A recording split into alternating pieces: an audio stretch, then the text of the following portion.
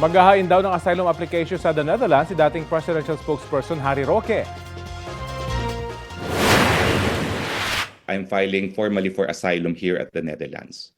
As soon as my application of asylum is received, I do have the rights to non-refoulement.